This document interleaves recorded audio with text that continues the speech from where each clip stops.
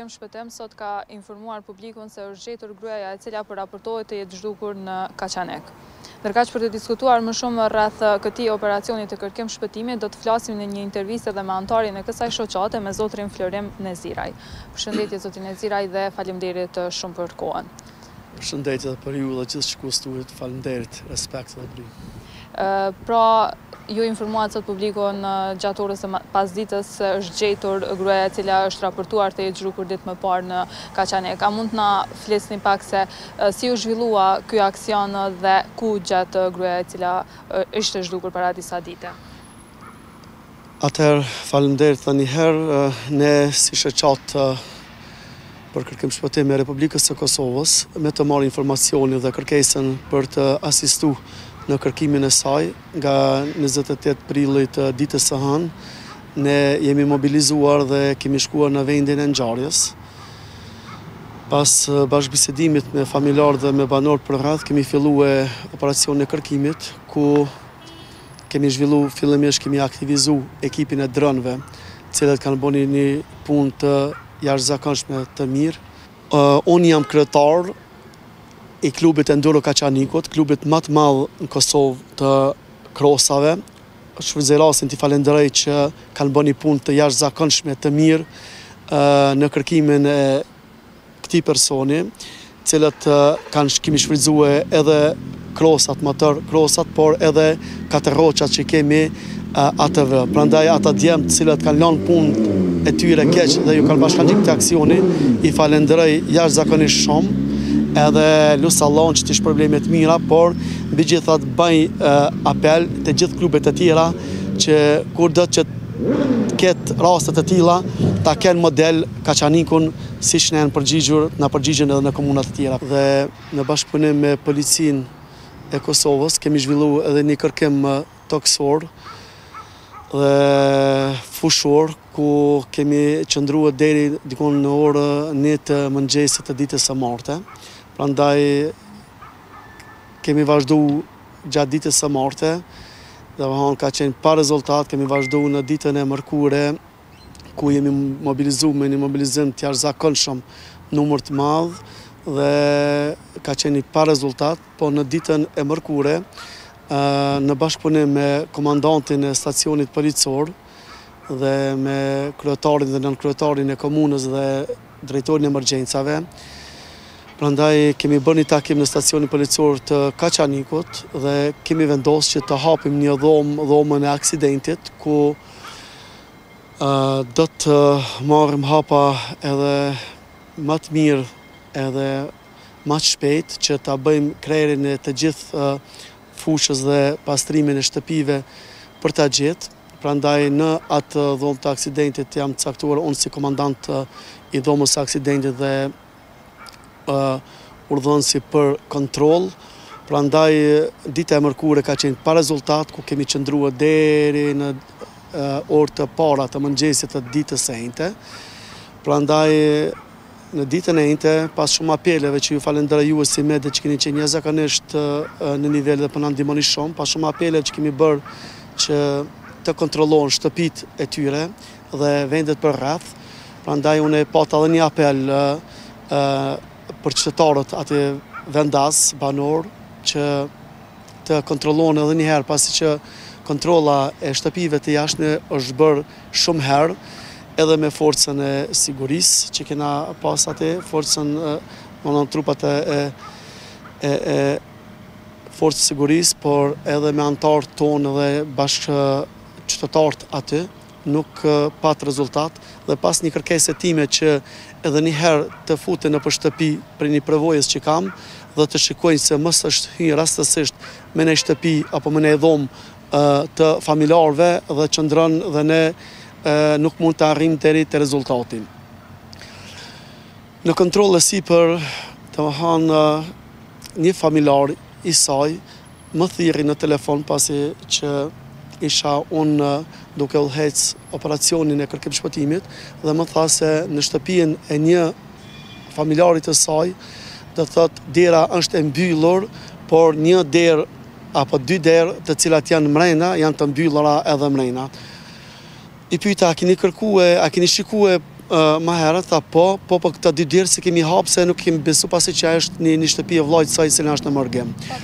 E pa banushme. Atëherë unë kam dhonë një urdhër dhe kam thonë që unë e marrë përgjësin të hap një dritarën me forcë dhe ajo është bërë dhe me të hapë dritarën ne kemi hasë që personi në fjallë është mrenda.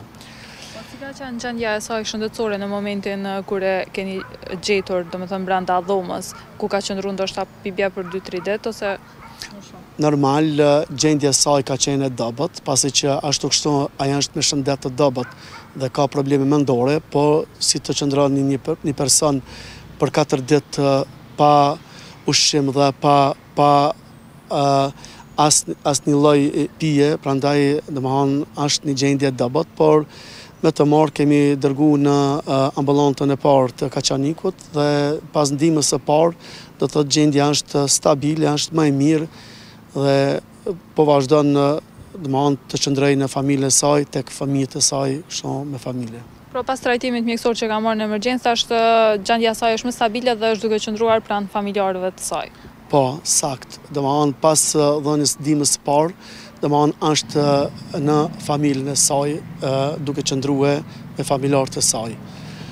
Po lidhur me këtë operacion që është zhvilluar për disa ditë, sa ekipe kanë marrë pjesë dhe cilat zona, si janë caktuar zonat për kërkim? Zakonisht, fillimisht ka fillu ekipi i kërkim shpëtimit shoqatës tonë cilën e kemi, bashkëpunim me policin, ku na janë bashkangjit komandanti i stacionit dhe disa njësi të policisë bashkë me neve. Prandaj në ditën e dytë gjithashtu edhe qytetarë që i falenderoj shumë. Qytetarët në ditën e tretë do të thotë ne janë bashkangjit pasi që na veç e hapëm dhomën e aksidentit dhe bëm një kërkesë edhe të Forca Mbrojtëse e Kosovës, janë bashkangjit edhe Forca Mbrojtëse e Kosovës. Gjithashtu zjarr fiksat i kemi pas me veti dhe disa prej qytetarëve vullnetarë. E rëndësishme është nëse më lejohet t'ju them, kështu që fillimisht i falenderoj gjithë ata që e dhanë një kontribut të jashtëzakonshëm për të ardhur tek ky rezultat, por kjo besoj që mund të na hijë në punë në raste të tjera, sepse personi në fjalë ka përdorur aq një mjeshtri, saqë është befasi për ta besuar dikush një gjë të tillë. Ajo ka marrë pasi që qelsat e kësaj shtëpie të një mërgjimtarit të pabanueshme kanë qenë në shtëpinë e vllaut të saj tjetrit.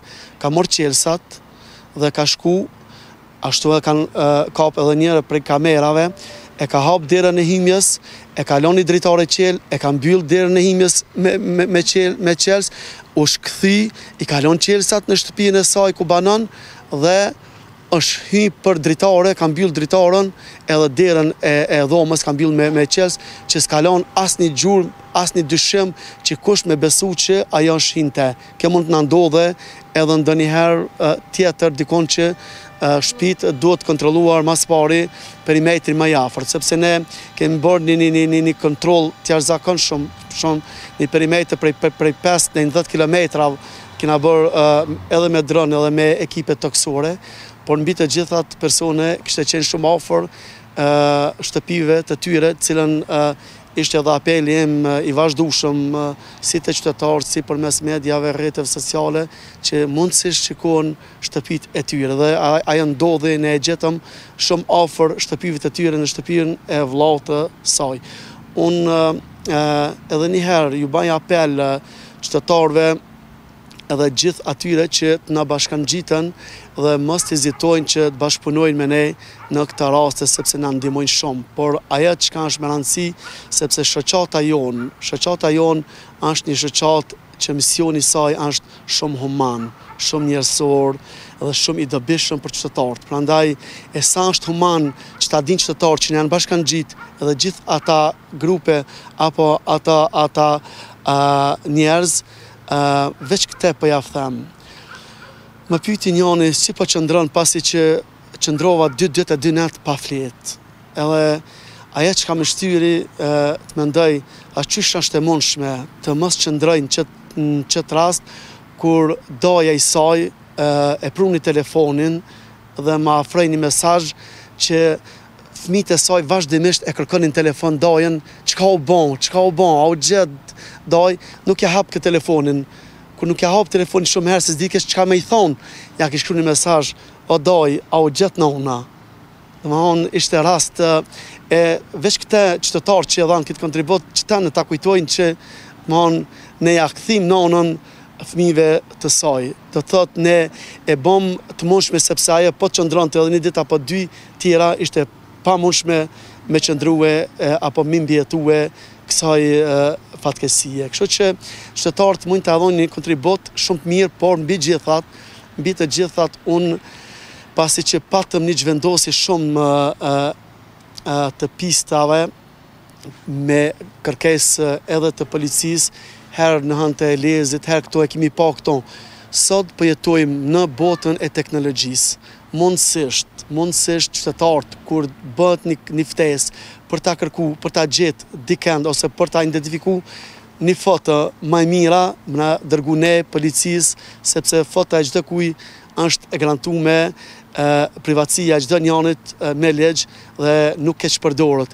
Kështu që ne nuk shkojmë atje ku e kanë pa, po shkojmë foton dhe domethënë mund ta verifikojmë shumë ma lehtë edhe ma shpejt, edhe nuk zhvendosemi me pistat e kërkim shpëtimit duke mendu, sepse ne në ditën e martë e patëm një informat nga policia se e kanë pa në Hanë të Elezit. Vërtet e kishin pa një grua tjetër e ngjajshme komplet gjithçka, edhe me probleme mendore, edhe vesha i përngjante, por bashkëpunim me policien e identifikum e pam personin, domethënë dita e martë na shkoi të mirë në Hanë të Elezit veç me një person tjetër. E puna më e lehtë është me ja bëni foto edhe më na dërgue nëse kërkohet për një person të tillë. Zotëria Nxira, jo padyshim që bëni një punë shumë të madhe në raste kur raportohet për të zhdukur, por cilat janë sfidat kryesore që përballeni jo si shoqat dhe a keni mbështetje prej institucioneve të shtetit në mënyrë që të zgjerohet qoftë kapaciteti teknik, por edhe njerëzor që kur do të ketë raste të tilla ju t'i delni në ndihmë qytetarëve? Fillimisht ju njoftoj se shoqata jonë funksionon krejtësisht në baza vullnetare. Askush në shoqatën tonë nuk paguhet. Askush mu personalisht nuk mi mbulon shpenzimet, cilën unë shkoj me shpenzimet e mia vetanake dhe çdo antar joni që i kemi 150 antar në shoqatën tonë. Shoqata jonë funksionon me disa për shembull grupe të cilat janë të specializuar në fusha të ndryshme. Prandaj kemi kërkim shpëtimit si ata të zhycave që bëj pjesë unë edhe fluturakeve motorike, si paraglidist, e kemi dronët, domethënë grupin e dronët, kemi të litarëve, kemi ekipet toksore, domethënë kemi të gjitha ekipet të specializuar, por mbi të gjithat financimi është vetanak. Kemi her pas here, për shembull, ndonjë donacion, kupton, të vogël prej ministrive, por mbi të gjithat më shumë është vullnetare.